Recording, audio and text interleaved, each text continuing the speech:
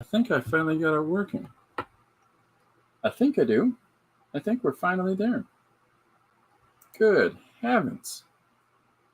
I've been having a bit of a day of it. All right, we're here. Good enough. Okay, hi, welcome to today's stream. It's number 137 of this year so far. Okay, this is One Page One Page Story Extravaganza. And my name is Christopher Runciman, RUNCIMAN, but I sign it RUN-C-man.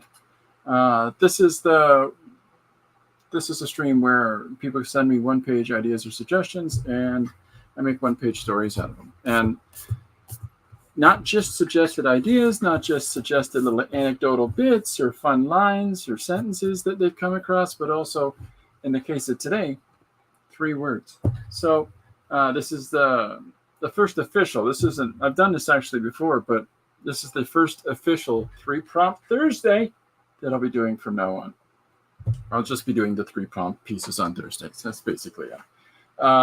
Anyhow, I'm on my way to 200 pages in 200 days of the year. So we're getting there. It's a lot of hustle. But I didn't start posting on January 1st. I didn't start till the 15th. So in that case, I technically got a buffer zone. Okay, if you like what I'm doing here, don't forget to subscribe or thumbs up or tell all your friends. Tell the whole bunch. I just saw Christopher Ransom a bunch. So today's page is Last Man Yodeling. The suggestion was the same as the title. It came from Jim Luan. I painted it yesterday. I started it live during the stream, painted in watercolor. And so I, came back to it like an hour later for an hour last night and finished that up, and then did an hour of digital. And so here we have our silly page.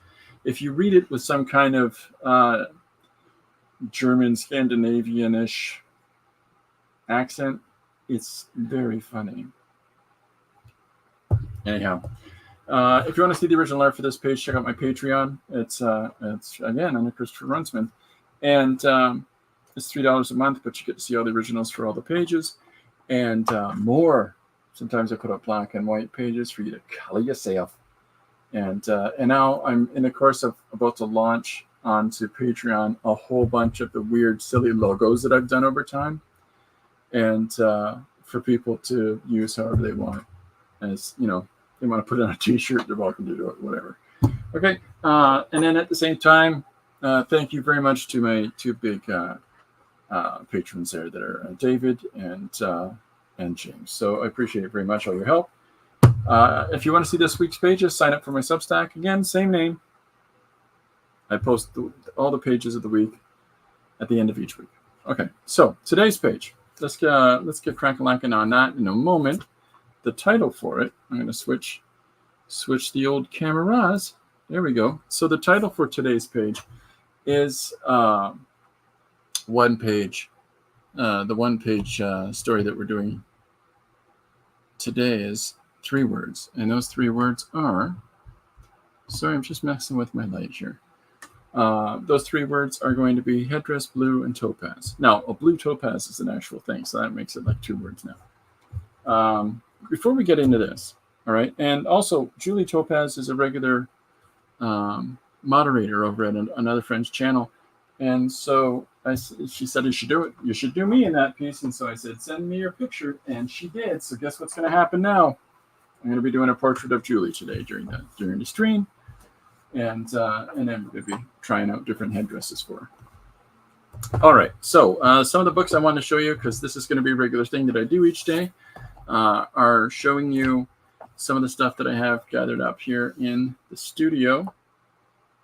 Hi. And some of the ones that I want to get you a gander at. This is the art of John Van Fleet. Now, I had the fortune to meet John Van Fleet some years ago.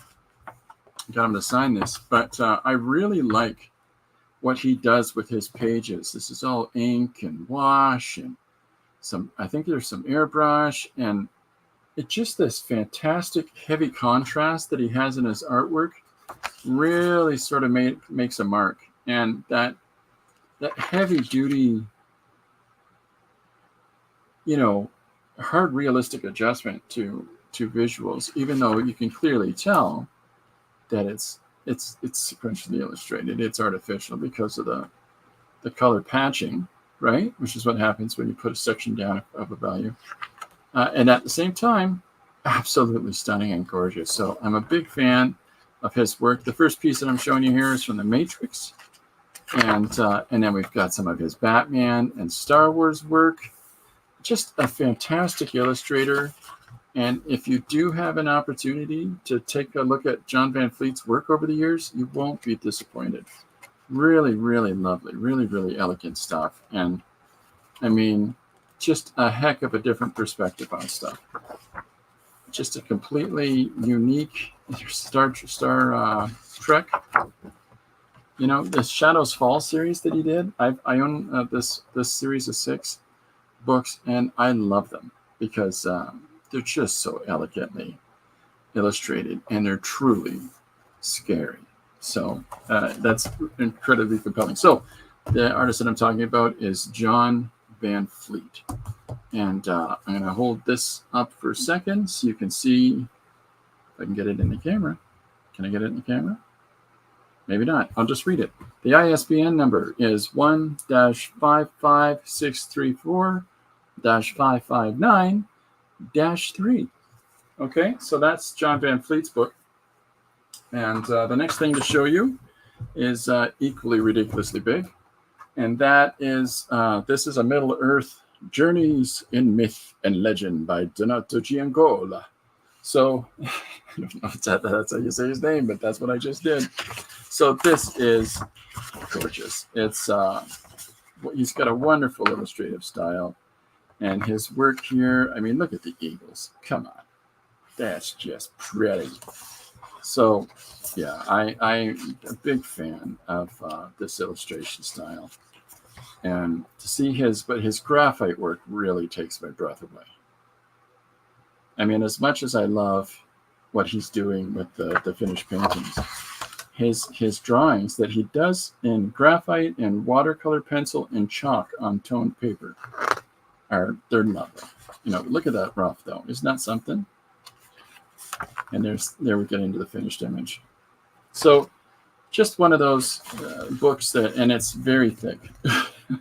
It's a really thick book, and it covers so much. And I got to tell you, if you have the opportunity, if you want to see a really pretty fantastic book on illustrations of the Lord of the Rings and The Hobbit and so on, J.R. Tolkien universe, this is a good one to get a hold of.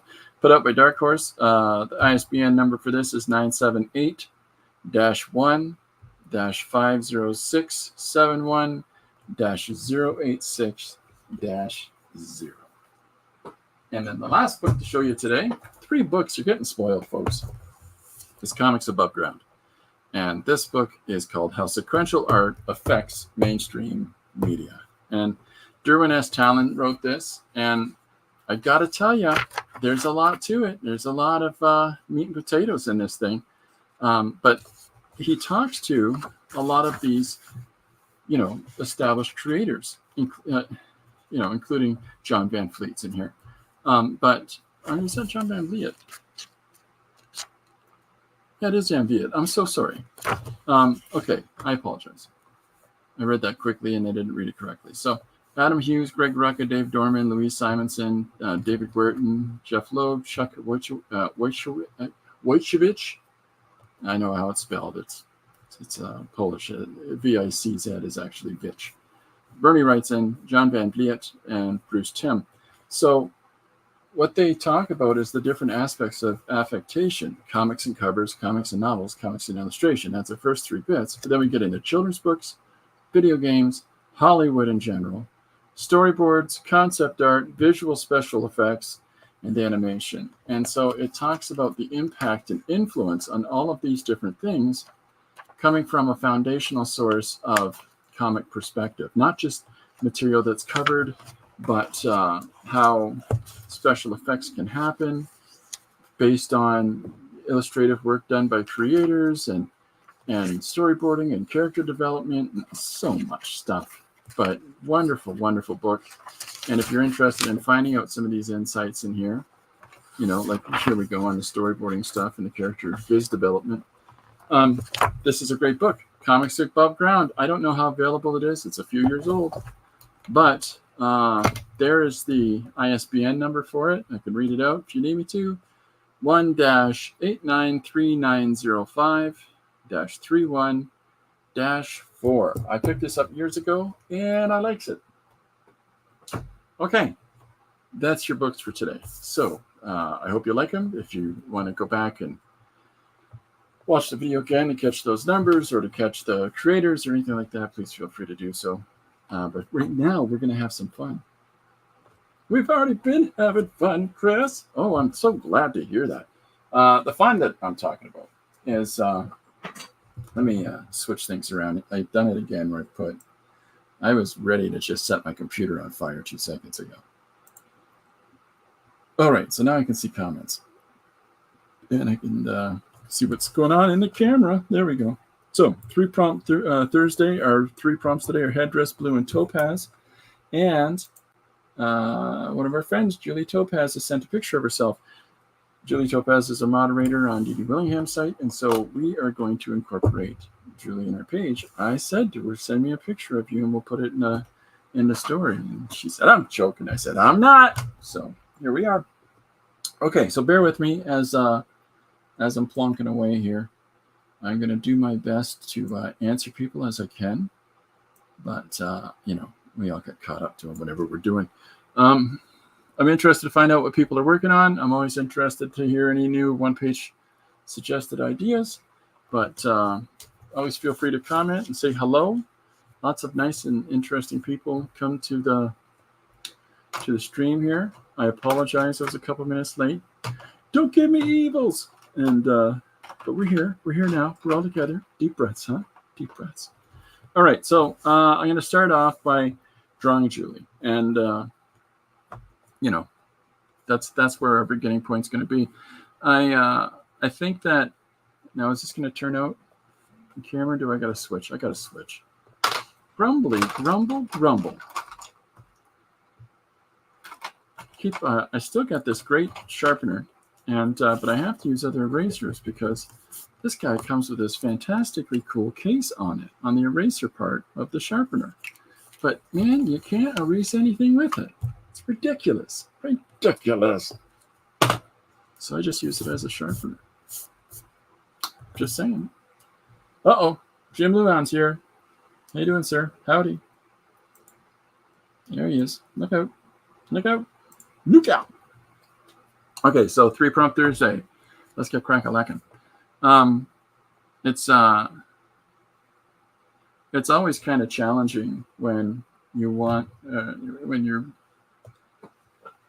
moving some stuff around because, like I said, I pretty well had to pull my computer apart 10 minutes before we started today. Because it was not being agreeable. It's still not being agreeable. I'm switching my overhead camera because there's a glare on this guy now up in this corner. I flashed my screen and it's driving me a little bit crazy. Jim says, thank you for hopping on last night. Jim had a great stream last night on his channel. If anybody wants to go take a look at that, he has a regular stream that he does every little bit. Not too regular. It's not like a weekly thing. He does it every couple of weeks or so. And it's called Hey Man, How's Your Movie Going? In which he talks about animating his next film. So that is awesome. So if you get a chance, please take a look. He had Dr. Gary Hodges on last night. Is he a real doctor, Chris? None of your bizwax. Gary's quite funny, though. So I'm just trying to pull up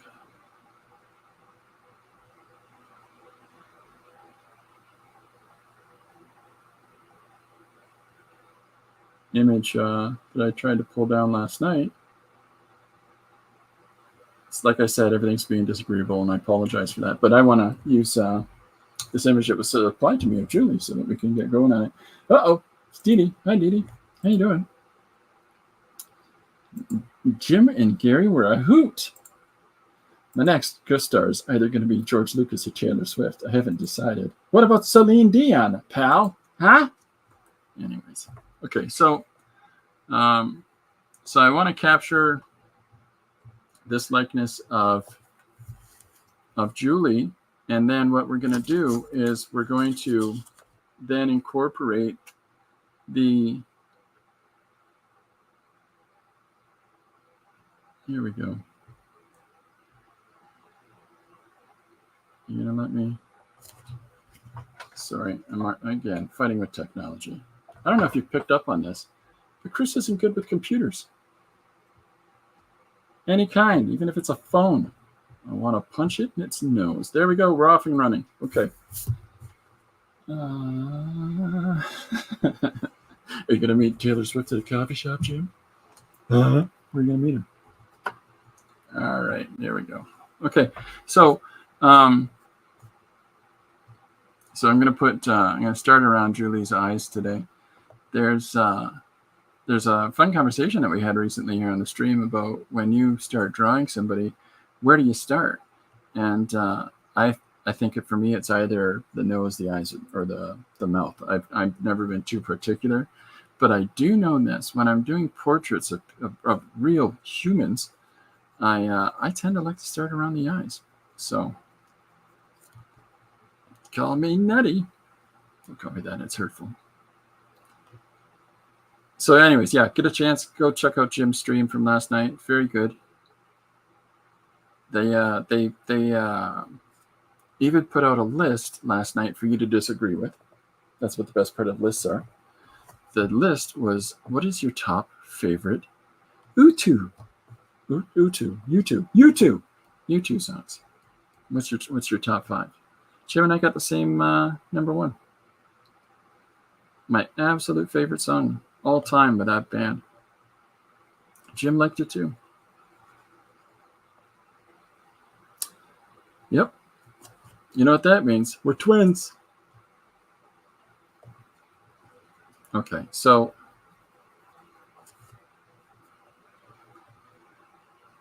I'm trying to get some of these subtle shapes in here around her eyes that define who she is. And a lot of times you can sort of see who people are if you can recognize their eyes. So it's a weird thing. And it's the same thing for, animals, or it's all about that little expression in their face that we look for. So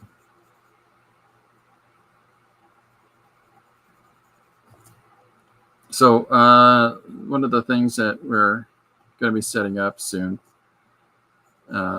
this is a conversation we had the other night,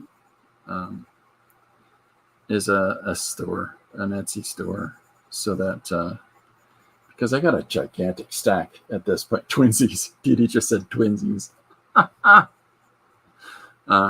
got this ever-growing stack of originals that are they're just a pile. It's just a big old pile at this point. 2 piles, to tell you the truth, different sizes. And as we were going through these, trying to look for, because I have to list what the suggestions were for each page for the book and things like that, I had to look up a lot of the original art just so I could try to remind myself what some of these suggestions were. And that was a lot of hunting around. Twinsies. Oh, it's Jim that said it. Judy says, I'll have to ask my daughter if she's been to Phil's Coffee. You ever been to Phil's?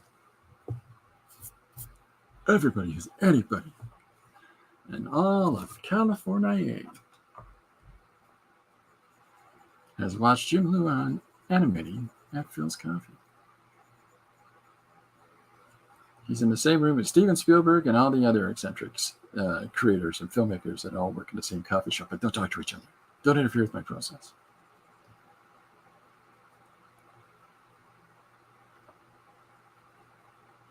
I picture an entire coffee shop full of nothing but filmmakers. That's what I'm picturing in my head. And they will all work in their films like this, so nobody else steals your movie ideas. Not Jim. Jim's just drawn away. You can't keep up with me, people. Jim's an incredibly fast illustrator. So his animations that he puts together are just really wonderfully quickly assembled compared to, to how a lot of people work in that industry. So really good, really highly stylized and fantastic. I'm a big fan.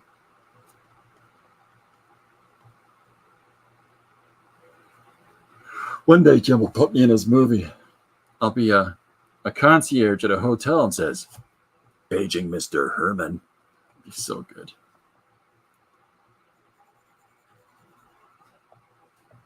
Like that in the background. If it gets that reference, let me know.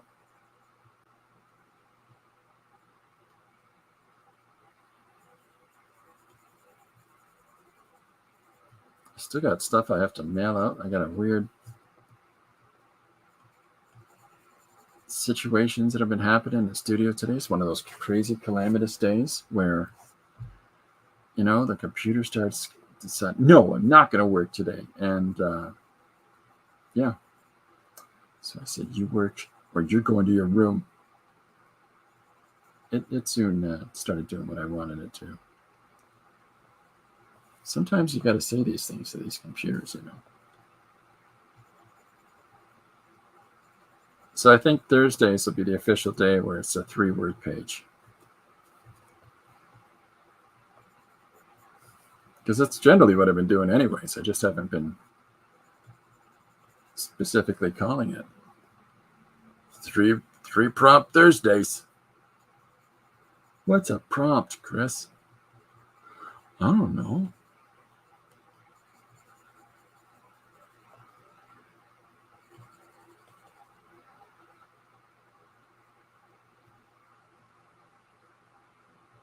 So that goes for everybody that tunes in. Oh, there we go. Thank you, Dee Dee. It's all I ask. It's all I want to be in a film. That's it. Paging Mr. Herman. Mr. Herman to the front desk. So fun. PW. Is that James Brolin? I think it is. He plays PW in that.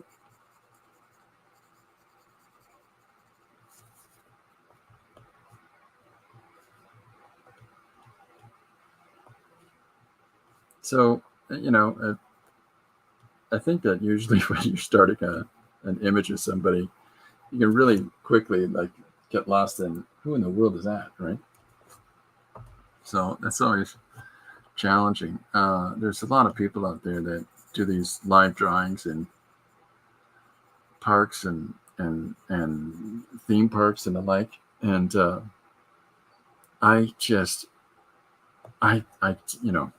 I've done some drawing on the spot like that, but I could not do that. It's so not my comfort zone. How's that? I say they nay. I say no. Hey, here's a side thought. Did anybody notice how big Dom DeLuise was? I mean, I'm not talking about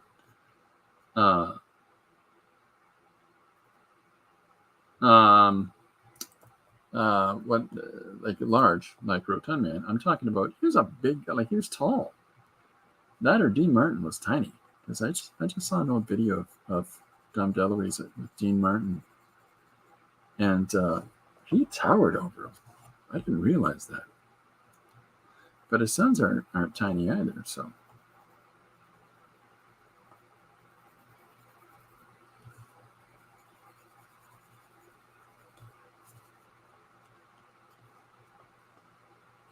One of Dom DeLuise's sons is in Wayne's World. There's some hot facts for you. Hot facts. Hot facts.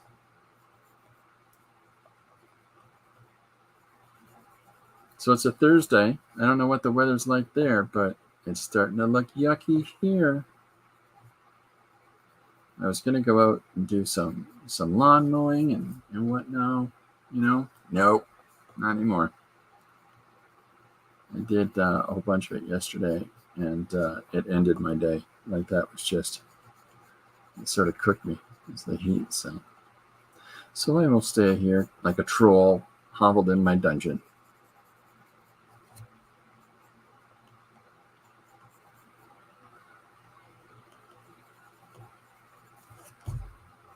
You know, that's what you got to do sometimes when you're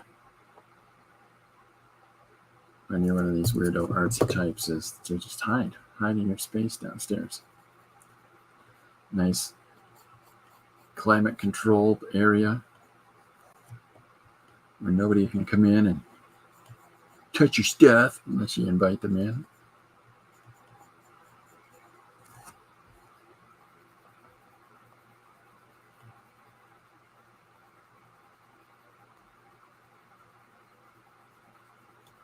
So I'm always worried about, you don't want to offend people when you're drawing them.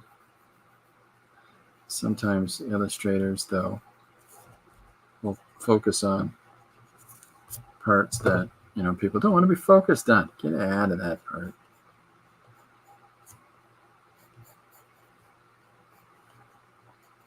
This is another reason I couldn't do this whole drawing in a park thing, because it's like, you know, sometimes I've done portraits in the past where you're just having a challenging time trying to get a piece of a person's facial anatomy down, and you're like, that's not very endearing to sit through that. Sure. Especially, I've seen this before. I saw a portrait being done where somebody said, I can't get your nose right. Don't say it out loud. Now, it was a friend of mine named Dan, and Dan had a really great, really great sense of self-awareness. And he goes, it's because it's gigantic. I have a gigantic nose. The poor guy just, sir,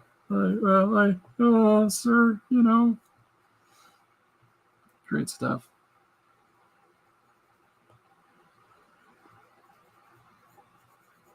Also, if you get a chance to look at that stream last night of Jim Luan, please pay close attention to his Bono impression. Bono from U2, because I got to tell you, might be one of the best ones I've ever seen. Sunny, beautiful, and human here. I don't draw that fast to do portraits in the park. Yeah, no, I hear you. That'd be a tricky thing. That'd be a tricky thing, especially if you're used to your sitters, whether human or animal, to be, it's a controlled sitting when you've got a photo image to work from, as opposed to some people cannot sit still, just sit still. And like if you've ever done face painting in a park or something like that, and you've always got some kid who's constantly going, "Sure, sit up." It's like, kid, come on! I'm trying to make you a tiger. Just remember, you can dance if you want to. You can leave your friends behind, because your friends don't dance, and if they don't dance, they are no friends of Jim Luan.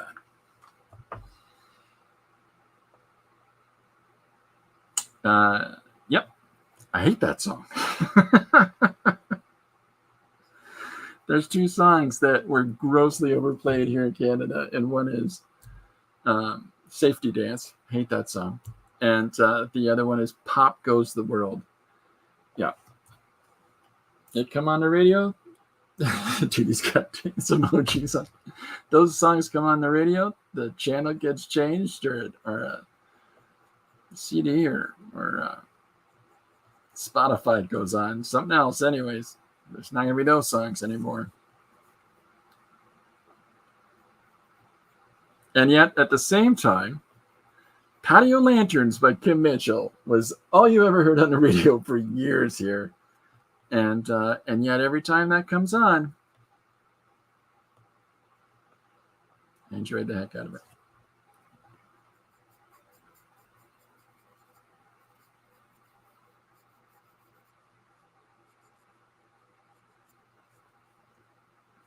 I have Kim Mitchell here at this point, and I got the receding hairline that, because I'm so regularly wearing a hat, people don't realize how receding my hairline is sometimes. And I could take it after all like Kim Mitchell.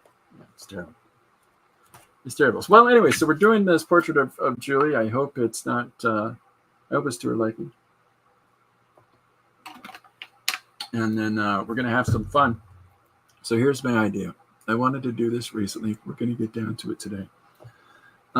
So the idea of the 3-prompt page is I want to have, there's 2 ways I'm looking at doing this. Either I draw her with different headdresses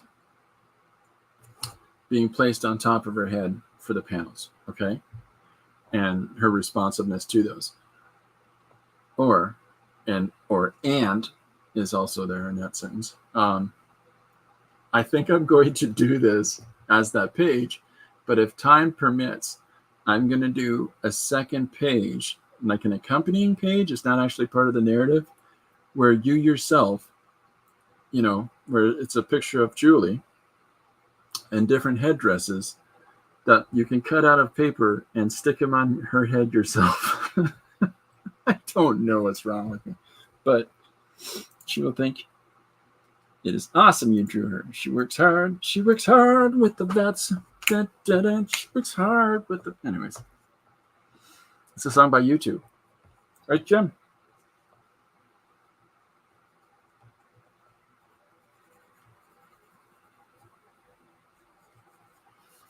So I think I might do, like, what are they called? Paper cutout dolls? Is that what they are? But not like a full doll. Like just, here's, Julie smiling, and then here's the different headdresses you can cut out and stick on top of her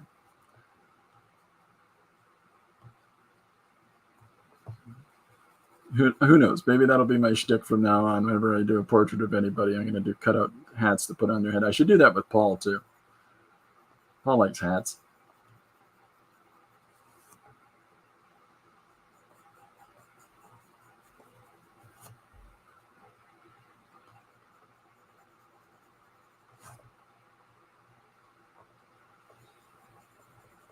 Yeah, so it was really nice that Julie sent me a picture of herself last night. I appreciate that she'd done that.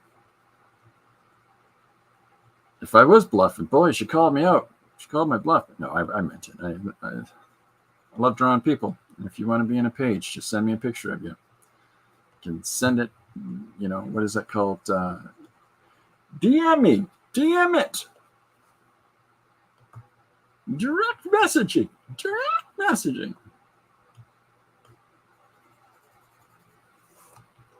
Oh,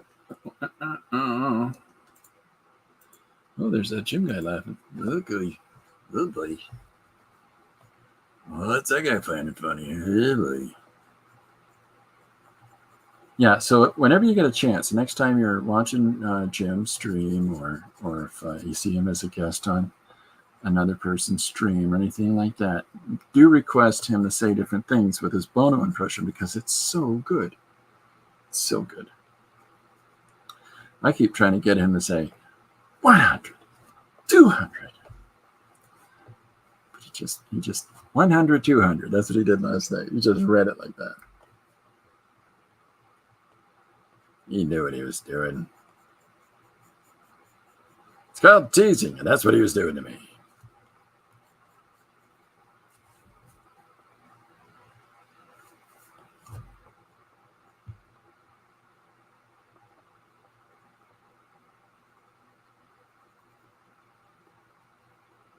I was mentioning recently, because of a lot of that 1970s bad behavior scandal for a lot of British celebrities, a lot of these characters were blacklisted, and their works have been basically scrubbed from the lexicon of British, the annals of British comedy history, And but the problem with that is there was one guy who was a children's show guy, and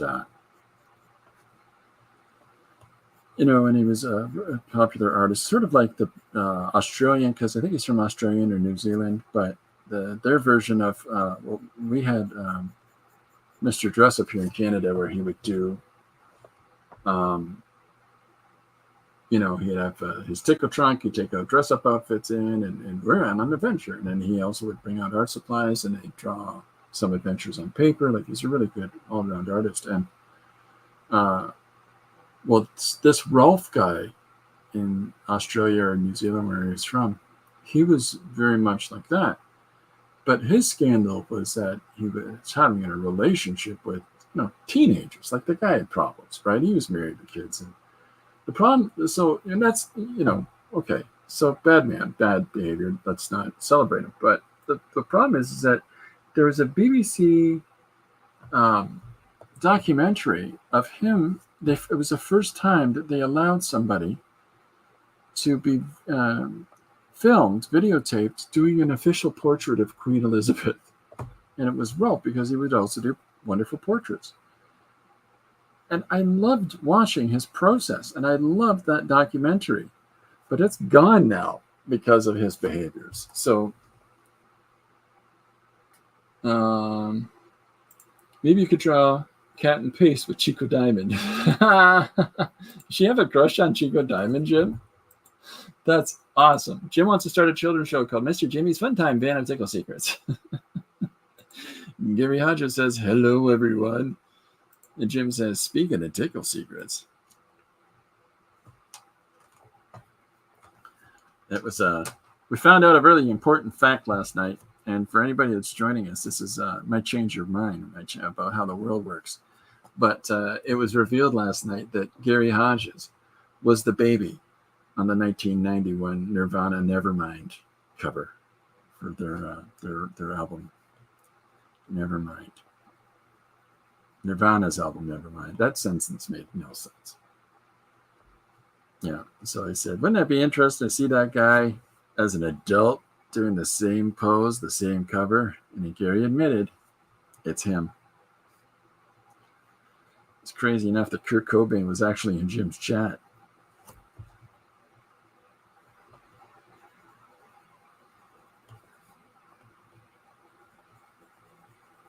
That was crazy. He's like, give me that. I want to do a dub of it. I'm like, let him, Jim. That guy was in Nirvana. So what if he's dead? You were funny last night, Gary. Nice.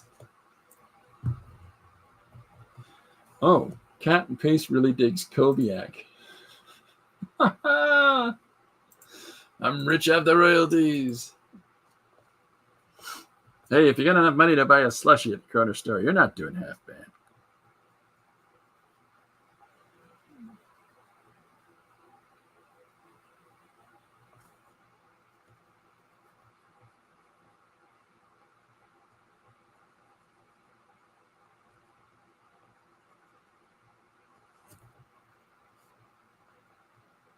All right, so again, the idea here is, and I'm drawing the picture of Julie Topaz, and then I'm going to draw the different headdresses we're going to put on top of her neck. And then we're going to assemble panels and a page out of that, of her trying on different headgear. What do you think of this? Yeah, I like it. What about that? I think that's great. What do you about this? This is the one. This is the one. I don't know yet for the dialogue, but and then I'm going to do a supplemental to it that I think I'll stick up on my Patreon or something like that. That where people can do the paper cutouts of Julie's head and of the headdresses, and have the very own Julie Topaz dress up paper cut doll. Send that to Julie.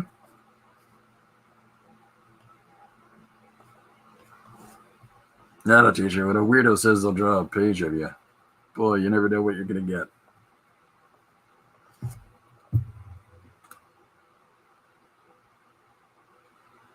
Nice.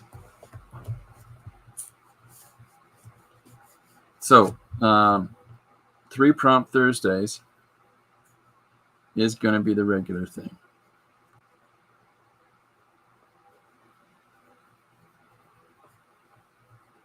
So this will be the day where every page on Thursday is going to be 3 words. think I'm trying to set routines here for myself, and so there's less thinking when I get rolling on stuff. I'm just good to go. Because all that thinking stuff, that's hard. I don't know about you, but boy, oh boy, that makes my head hurt.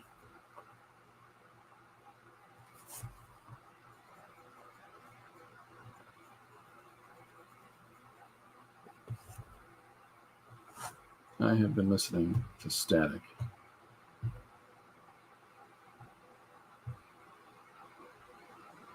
Okay. Uh-oh, here we go.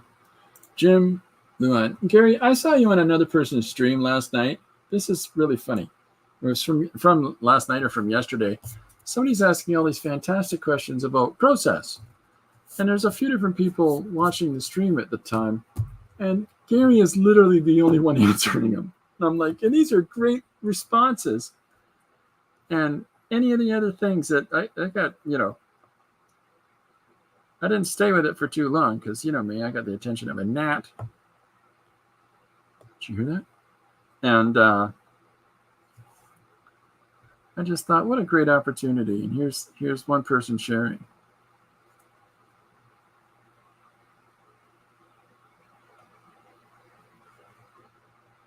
I found it interesting to hear about early influences for Dr. Gary Hodges. Early influences. Jim, Gary needs a question of the day.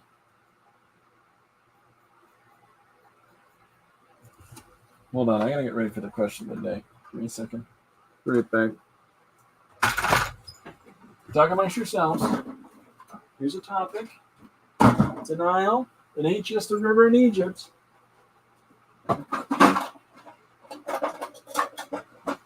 What's he doing in there? What's all that laying around? Good. Okay, I'm ready for the question of the day. Hit me. I got my thinking pipe. Well, I've got an answer for that question. Blue.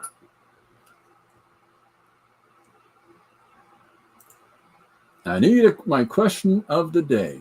I did feel like I was the only person answering. You were the only person answering. Question of the day. One franchise must go away forever. Star Wars or Indiana Jones? You choose. Indiana Jones. Did that take a while? No. I dare say I believe Indiana Jones should be the answer in that question. Well considered. Yes, yes.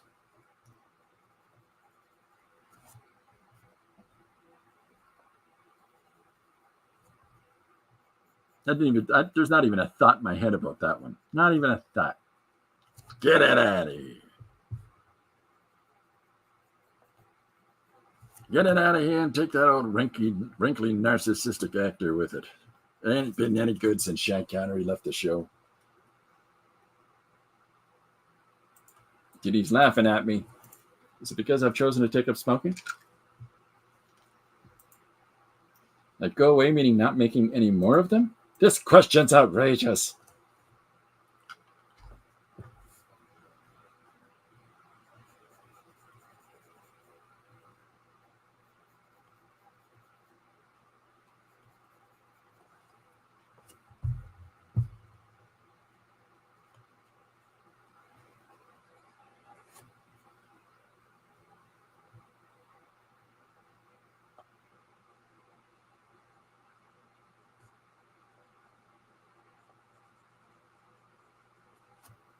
What we got? I'm trying to keep up.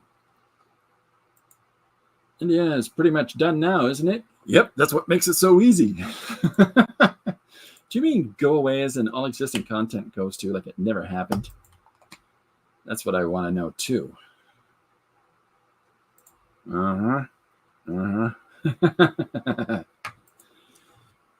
Yeah, come on. Existing content too. Out the door. That's the thing with Indiana Jones is that it's based on so many old serials, right? That here's my headspace on this. Whichever one that you get rid of, okay, whichever one that is gotten rid of, it establishes, if you're going to bend the wheel of reality like that, it also establishes the fact that you could have something else replace it. Like Star Wars is heavily leaning onto things like Kurosawa and Valerian, right?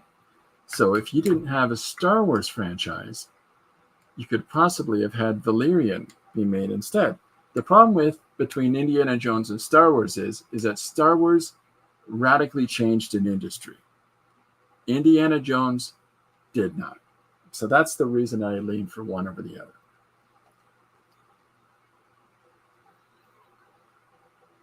After Han died in Star Wars, I was done. Han died in Star Wars? If it's just no more than Indiana Jones, if we're saying this entire property vanishes from history, well, Indiana Jones. But it's painful. It's going to be painful, Gary, but sometimes you just got to rip that Band-Aid right off there. But there's so many Republic serial characters, like, say, for this, because of the similarities of the type of adventures and the type of character that Indiana Jones is. If we didn't have an Indiana Jones franchise, we very well could have had a reinterpretation of Doc Savage or The Phantom as a series, and it wouldn't be too far off, right? Specifically, Doc Savage, right? Like, if you know much about Doc Savage at all, if you don't, look him up. But as much as Indiana Jones is great, it would have been awesome to have a Doc Savage franchise.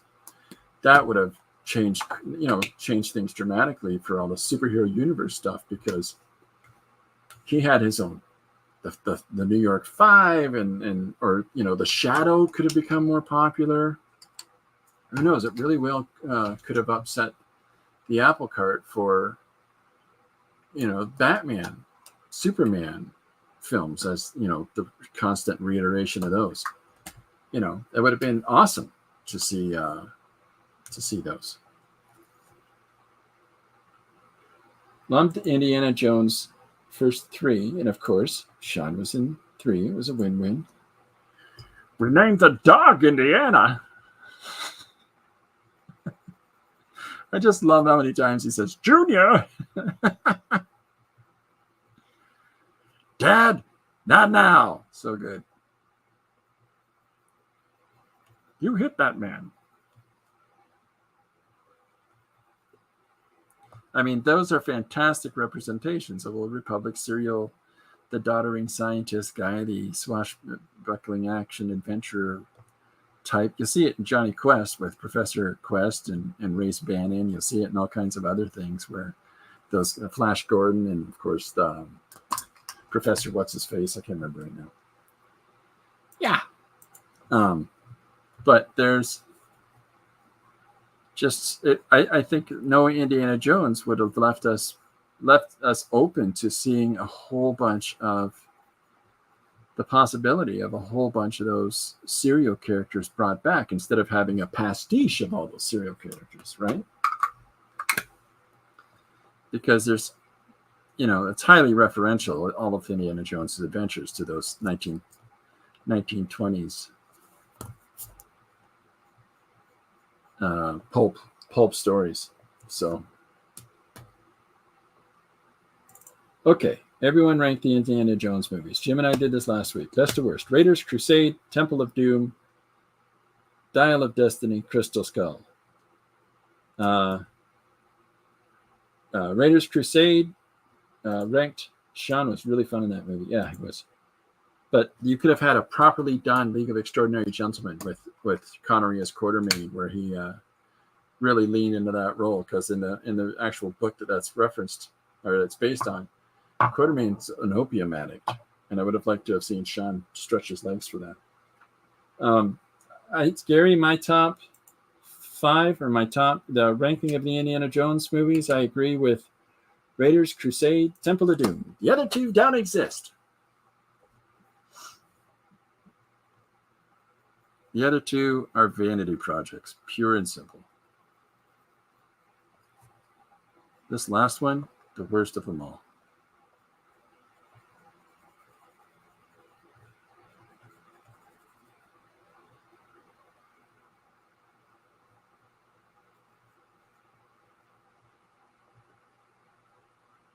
The reason that I think this new one that came out, I really dislike some of the premise of it, is the fact that all of the character growth and development that was established in the previous one, which is not a good film, was completely lost, was completely thrown out.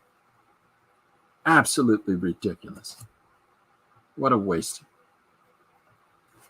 It's one thing to have a character remain defined in a certain way and not to have too much growth so you don't lose the viability of said character. It's another thing to just undo things because of politics or whatever the heck else it was. Just replace the actor. Just replace the actor.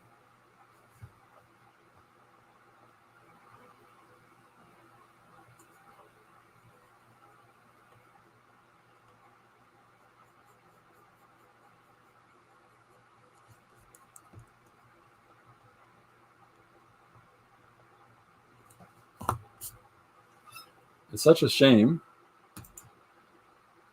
He isn't Sherlock. Don't make him a druggie.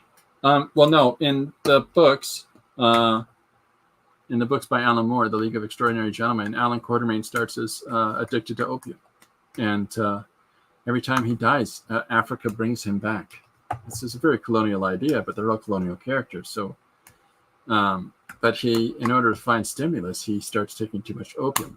Really, immediately at the beginning, they get him clear of it all. But it's an interesting character thing to see this down on his luck, beaten former adventurer, nobleman that everybody looks up to. And when they find him again, he's like that. But Gary says, it's such a shame that League of Extraordinary was so lame. I adore that series, especially the first 2 volumes. It wouldn't fit in Indiana. No, it definitely wouldn't fit in Indiana. We're not talking, Indiana's gone. We're talking about how Quatermain was an opium addict. I don't know that Indiana ever was. But to take those pulp characters and to do adventures with them would allow you to explore so many of these old tropes and stories. Like Doc Savage was us, he was basically, the idea of Doc Savage is that he was genetically bred to be the Ubermensch, to be the world's Superman from a bunch of people that believed in, racial whatnot. And he rebels against that. He rebels against them and fights for the common man. And love it. But you could have handled a lot of those different materials a little bit modern sensibilities. No, not Dr. Jones on drugs. Dr. Jones would never be on drugs. Doc Savage is the first Mary Sue. Hot take. He's totally the first Mary Sue. He totally is. Like the New York Five are these 5 companions that he has that are proficient in all of their fields. And that would be one of the subjective changes that I would make to Doc Savage, is that all these people that are respective geniuses in their fields, capitalize on that. But the Mary Sue factor of Doc Savage is that, but he's also an expert in those fields. Throw that away. Bring them into the mix. Makes it more interesting. He can lean on his supporting cast for situations, and they come in and come to his aid. You could have the Spider, which is what the Green Hornet and all those types of characters and Batman are based on a pastiche of the Spider and the Shadow, but Green Hornet is specifically the Spider.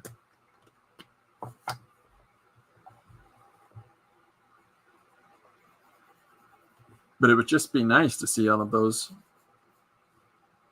characters explored.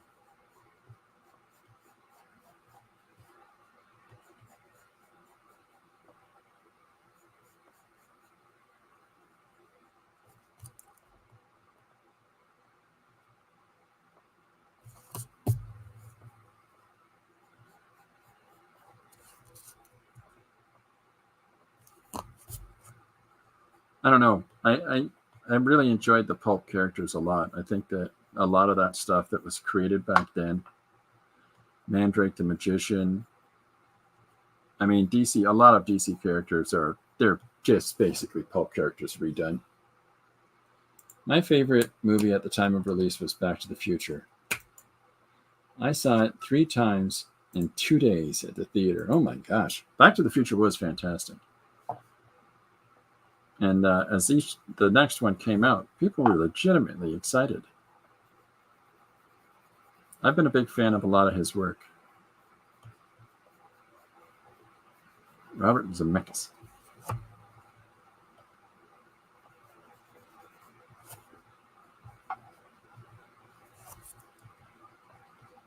It's this line that's bugging me right here.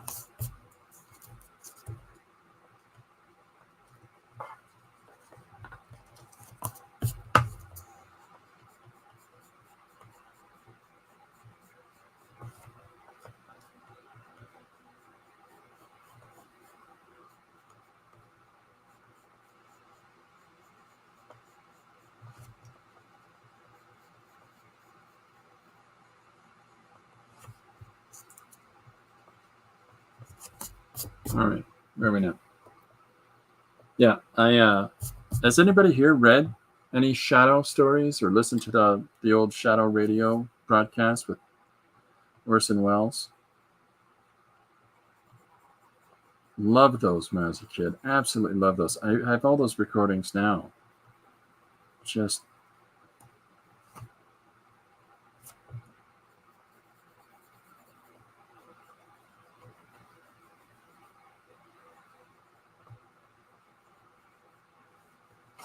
what was interesting about him is that he had this network of affiliates and network of people that he'd helped at some point. So now they were all helping him whenever he was working on solving something else or doing a new case where, you know, somebody is being victimized and he's trying to help them out of it. I always like that. I think that that's what Batman has always been missing, is that he needs a world of affiliates. Dee says that those were before my time. They were before my time, Dee, but I still listen to them. I don't think you could ever really remake it well because that 80s to 50s culture shift is too good. Yeah, no, you can never do a modern version of Back to the Future. But that sort of holds true for a lot of remakes, right? Like there's a lot of remakes that people have no business in trying to redo because the logic doesn't work. But the majority of 80s films, I think, definitely fit that criteria because they're so hardcore rooted in 80s ideology.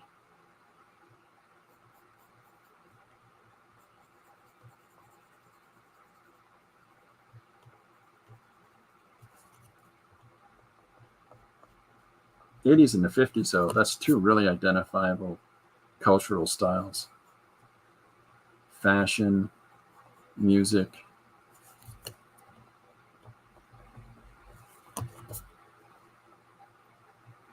Perspective on the American ideal. That's a really good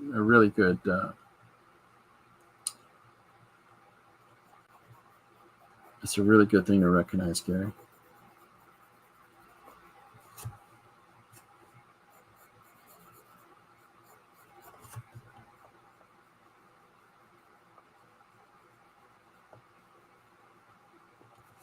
There we go.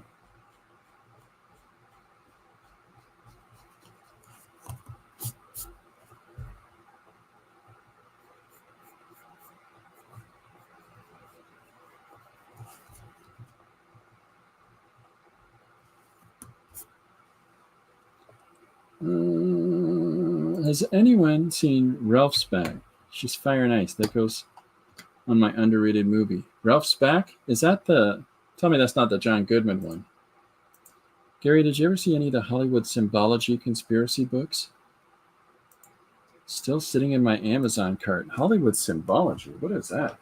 Write it down.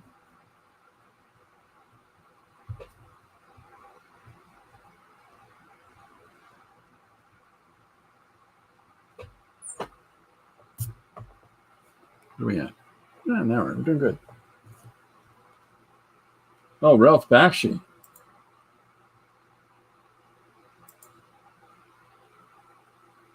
Fire and Ice is on your underrated movies list? Is that what you're saying?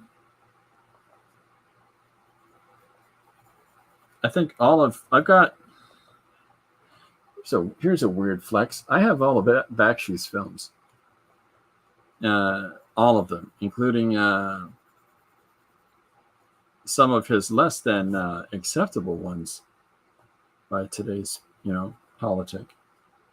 They weren't acceptable by those days' politics, but the one that took me the longest to get a copy of was American. What's it called? I want to say American Gothic, American Bandstand. I can't remember. It's not American Bandstand. That's Dick Clark. It's got to be American Pop.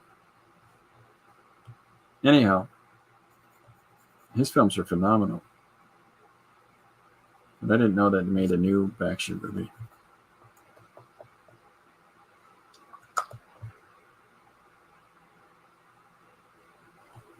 By Robert W. Sullivan.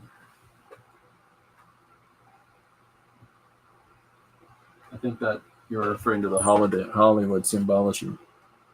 Hollywood. There's a great there's a great reference to Hollywood in a Ralph Bakshi film. Cool. I cannot remember titles at all today. Cool World. Good heavens. I had to look at the movie stat. Cool World. And because Hollywood, if she could, but she can't. Not without this, But it's the first time I sort of pieced together in my head that you could use that character's name and those words like that. Why aren't more characters called Hollywood?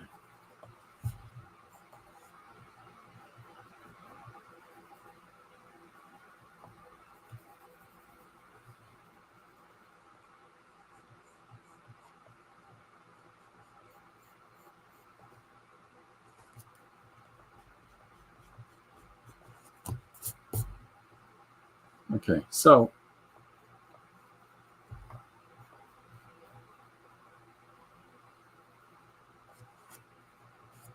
we got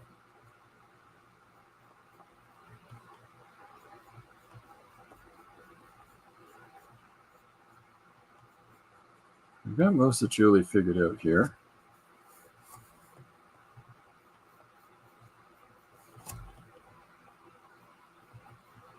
I keep shaving down her chin.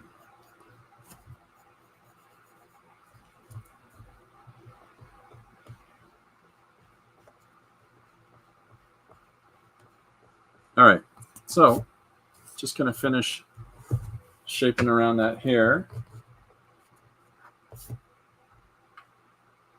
Yeah, Ralph Bakshi, awesome. Love his work. Yeah, American Pop, that's what it was called.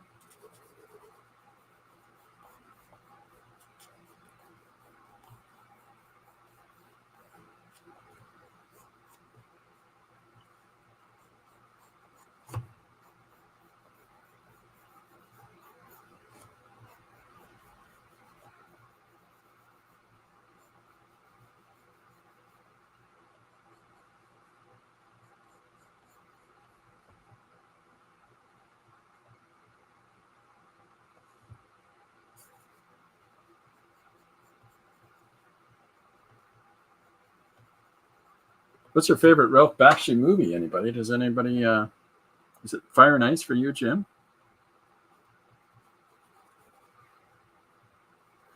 I wish that he'd been allowed to complete the Lord of the Rings trilogy if he hadn't had the studio turn against him and lost so much money on the first one.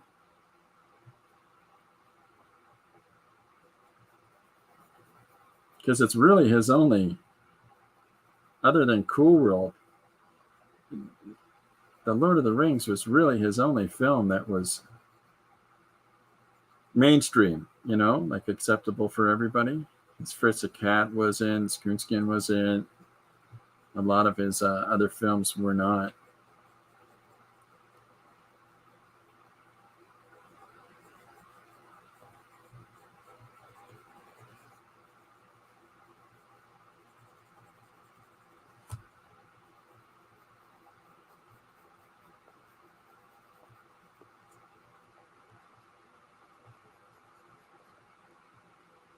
with Bakshi.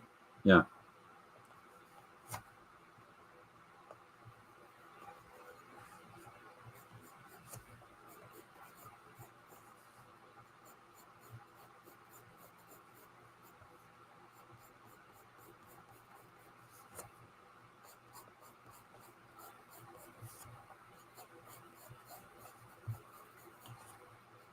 Okay, so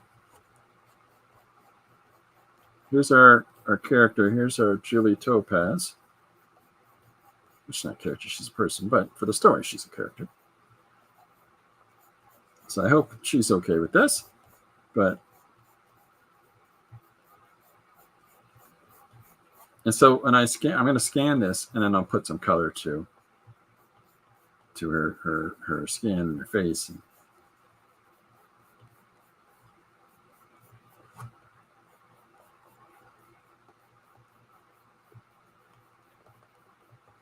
There we go. So there's that. So the second part of this is going to be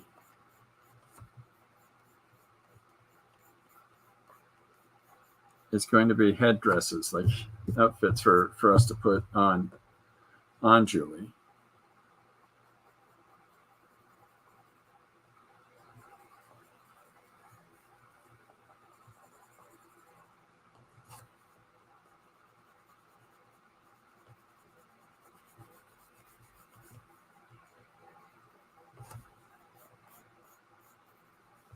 All right. Okay, so there we go there. It's always fun to watch you draw, Christopher. Thanks, Dee Dee. That's very nice of you. All right, so we got our Julie. It's hard to draw while a man's trying to have his pipe.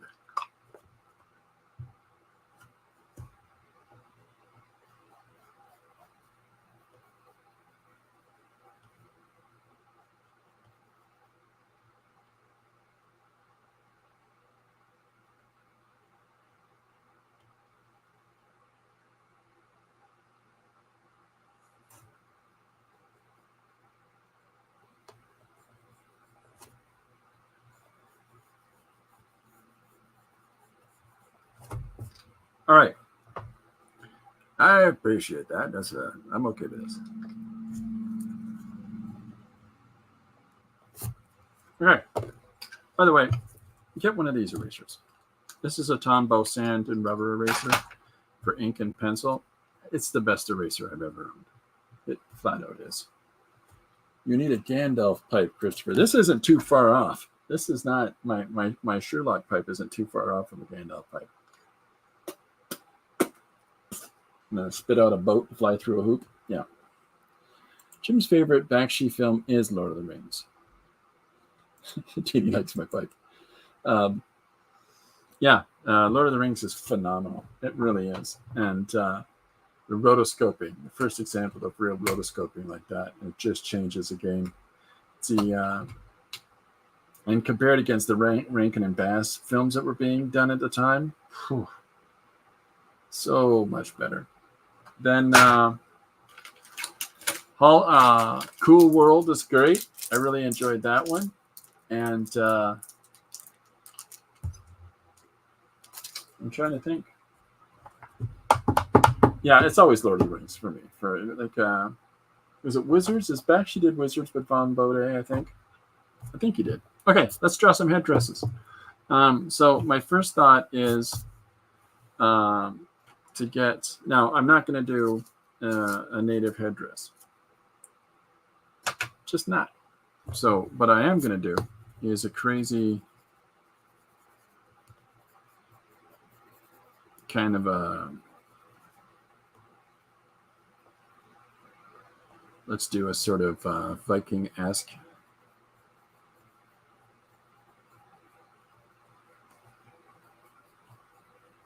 Big bird skull on top.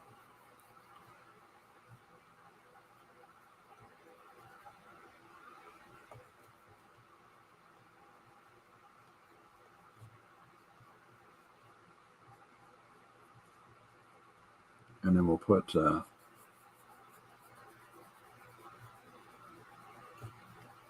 all kinds of feathers and stuff coming out of this one. Gotta run, phone. See you later, guys. See you later, Dee. Thanks for hanging out.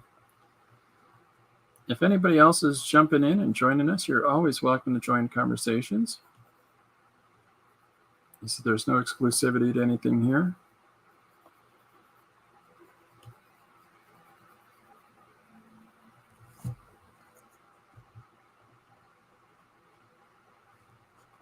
So there's our skull, right? And so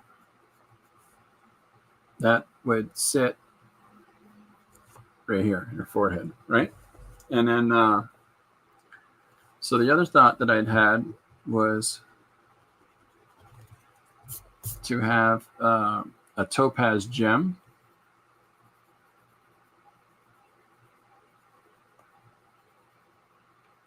Janet were here, she'd be like, use a ruler. You get a ruler out right now, Christopher. That's not how she sounds. She sounds much nicer now.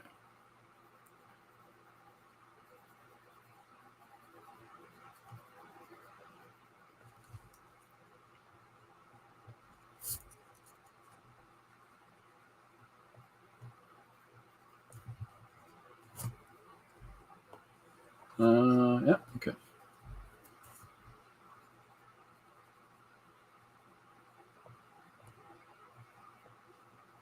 So this is a topaz that I'm putting in her headpiece.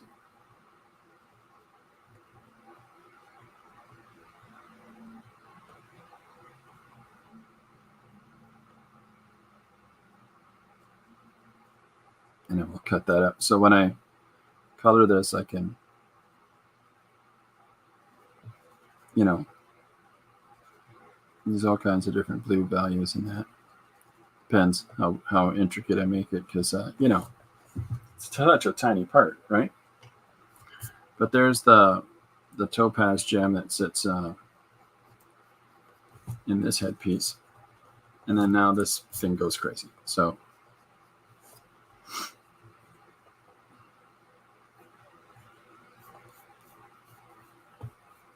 one of the things that I always liked when I was a kid were guys like Simonson and Kirby, who could take these fantastically fun and organic shapes and turn them into headgear for characters. And I just, I really like that.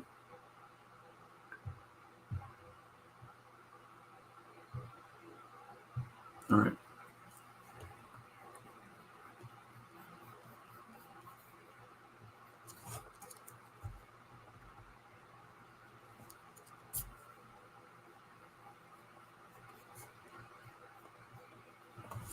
So, I want to try to emulate a little bit of that in this headpiece.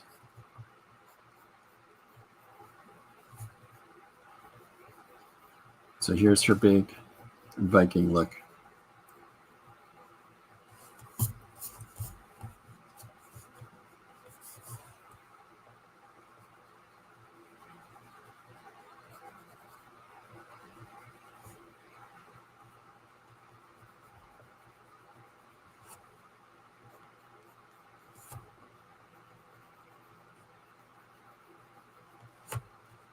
All right.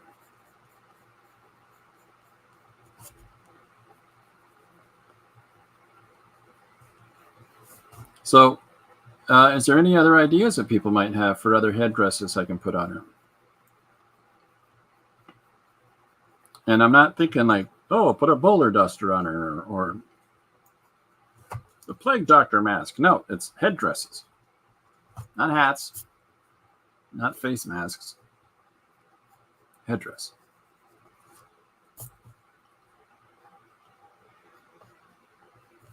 Earmuffs with Leia hair.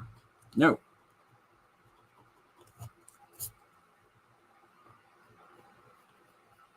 All right, what do we got? I knew nothing of Doc Savage. New York 5, you really make it sound interesting. I might have to check it out. You know nothing of Doc Savage? Yeah, check out Doc Savage. Superman comes from Doc Savage. Batman comes from the Shadow and the Spider. But yeah, it's really good stuff.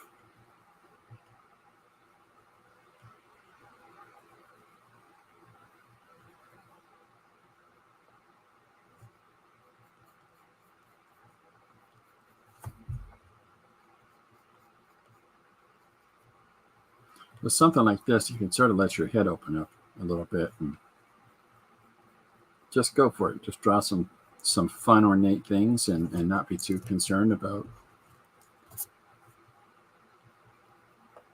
logic, like, well, you can't have that in a person's head. And, oh, no, forget it. I'm going for it.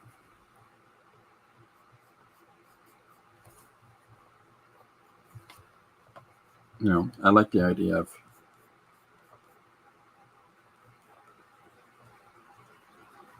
headdresses and feathers and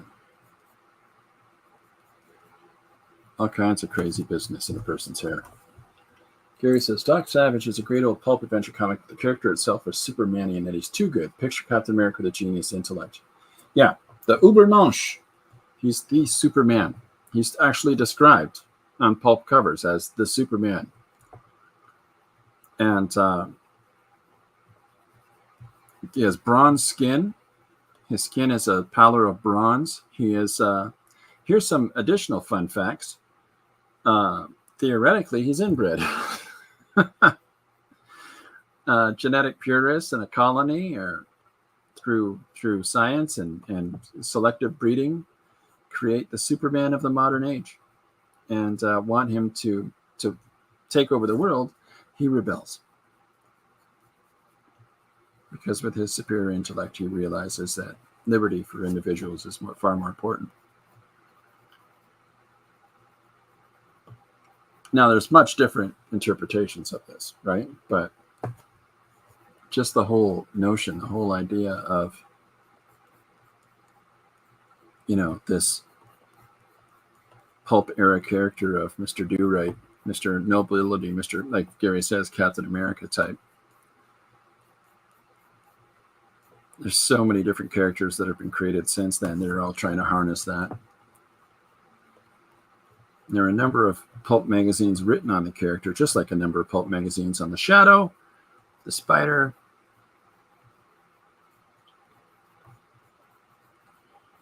The Phantom. The Phantom is the ghost who walks. Every time the Phantom is killed, somebody else picks up the mantle and continues to protect the rainforest. And some of these are real colonial tropes, but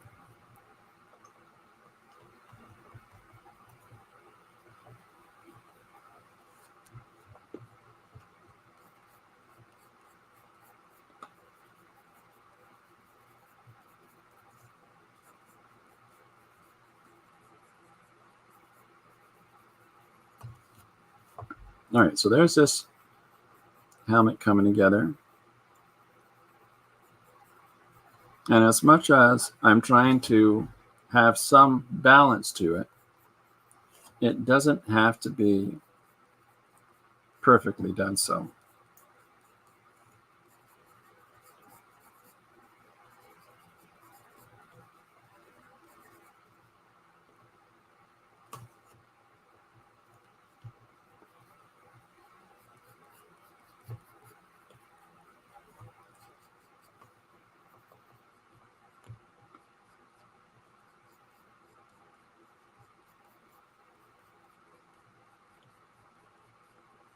So there's our first rough of our headdress here. I'll clean it up. I'll tighten it up a little bit, but let's keep moving. Have you looked much into the Shadow or the Spider, Jim? Or Lee Falk did Mandrake the Magician. The Phantom is really interesting. Wears a purple jumpsuit.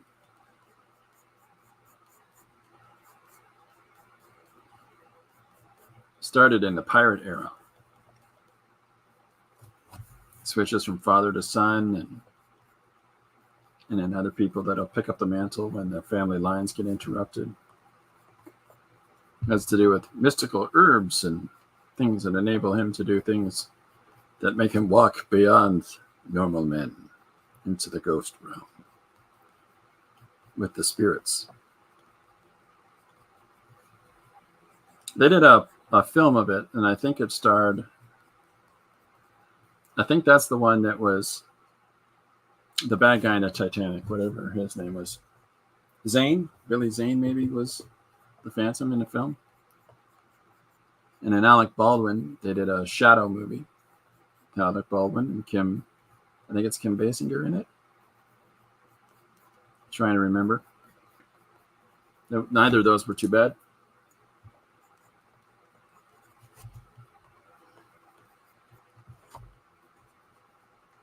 Hey, Gary, if you're still here, have you ever heard of Radioland Murders? Wow, that's Julie. That's fantastic. Oh, thanks, Kat. There was a suggestion earlier. I'm looking for it right now. Before we got into Indiana Jones. That went on for a while.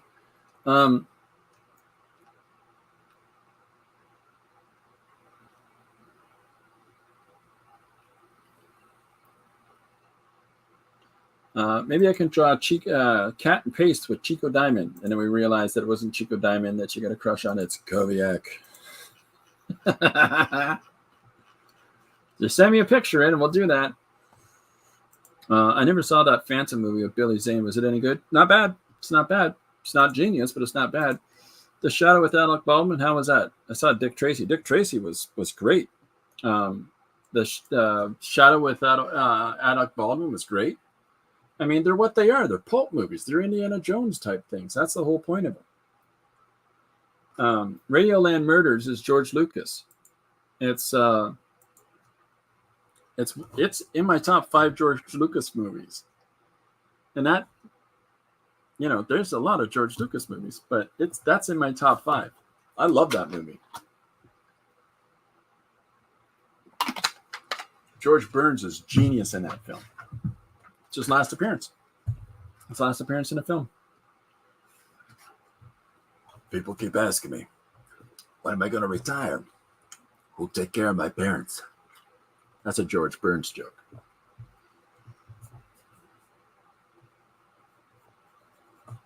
Michael McKean as a band director. Corbin Burnson as the radio announcer.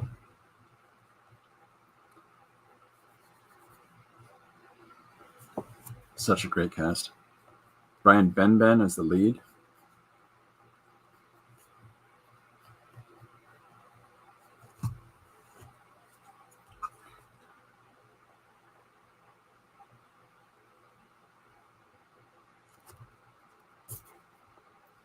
Such a good film, though. Love that movie. Christopher Lloyd plays the sound effect guy for the radio. So when somebody's walking down a hallway, he's got 2 coconuts on a board. So good.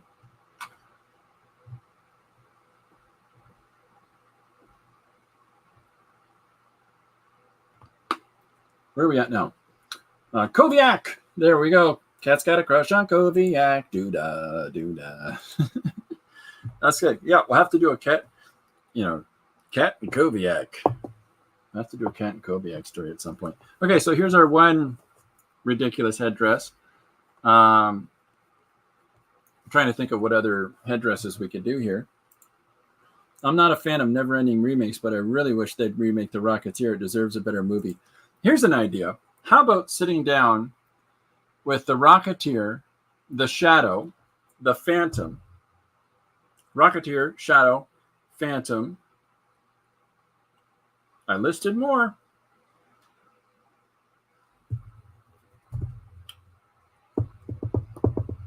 Yeah, anyways, try to find as many of those pulp-based movies as you can and sit down to them in one spot. I think that'd be awesome. Although the Rocketeer is made many years later. Rocketeer's from the 70s, 80s, but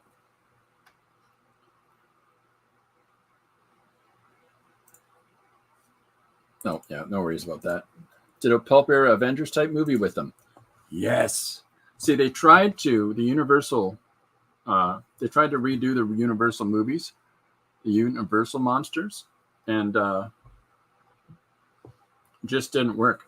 It just didn't work because they took it away too much from the source, and I think they complicated it unnecessarily. But you could take all of those things and make a something solid out of that. All of those pulp characters. You would have to re-engineer them a little bit, though. A little bit. Take them away from those 1920s,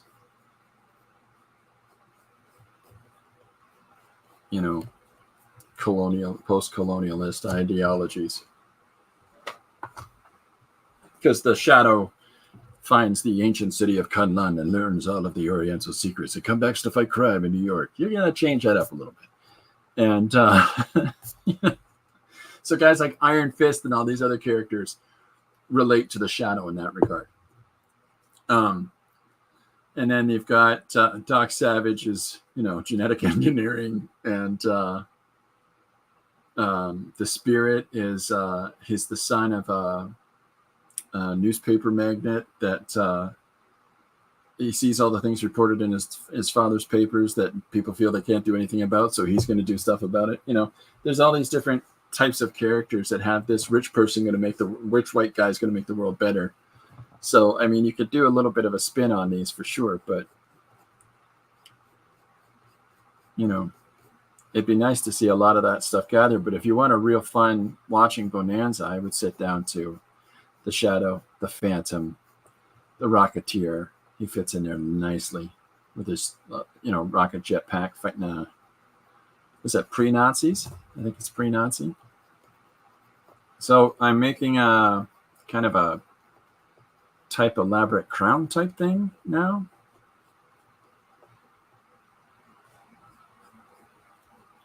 So we'll see how this goes.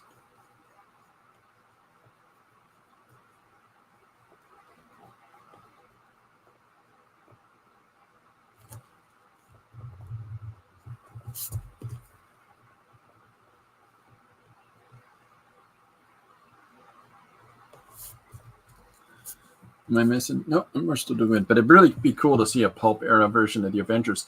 There's a book that I would recommend people that are interested in that pop media zeitgeist of comics. So I can show you them tomorrow. Tell you what, I'll show you them tomorrow. I've got I'll put that as my book for one of the books for me to show you from the collection tomorrow. It's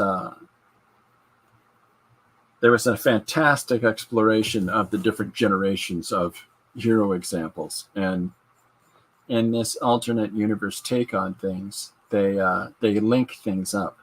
Like I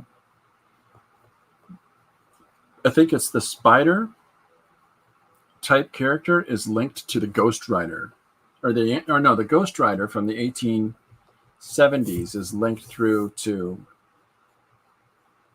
by direct lineage to the Spider. It's all just Spirit of Vengeance stuff. And if it had gone on in the 70s, of course, it would have gone to the motorcycle riding Johnny Blaze type, but it didn't make it that far. So there's all these different references and connections and things that. And in this series, I'm going to spoil one thing for you.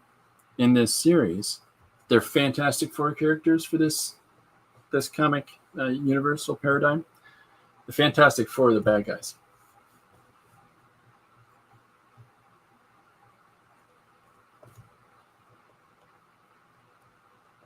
There's a few different book series that I would recommend, like that have this sort of alternate reality thing. Secret History of the World. And the other one that I'm referring to is called Planetary. But I'll show you examples of those tomorrow. I'll bring those up.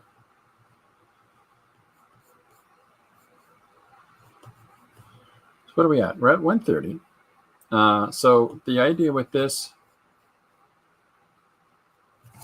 image is the different headdresses that I'm going to be putting together here is we've got our feather Viking exotic, fairy-like thing. And then we've got, this is going to be your more crown, regal, royal, metal sort of an affair.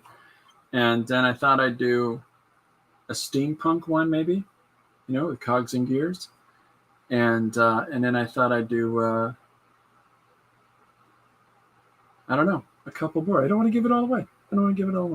Stop spoiling everything, Chris. I'm so sorry.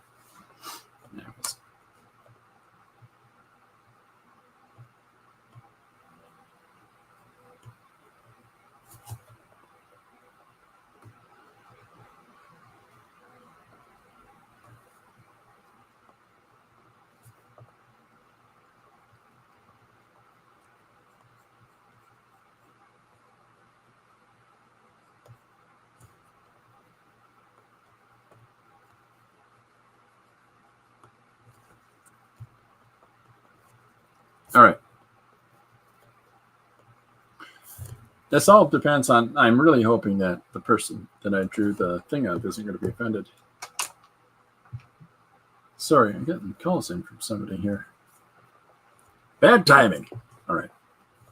Okay, so I'm going to wrap this one up in a second. I should probably just chase down what this call is about in the first place.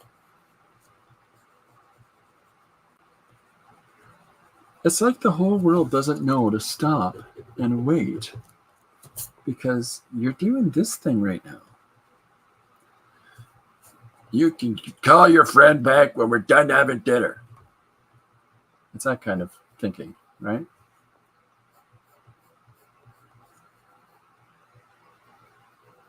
That's one of those, you're this many years old if you remember when somebody said, no, we're not answering the phone while it's dinner time. Tell your friends not to call now.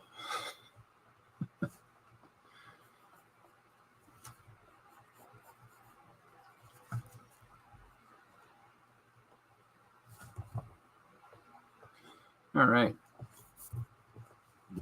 So I'll show you the structure is going to move like so for this one.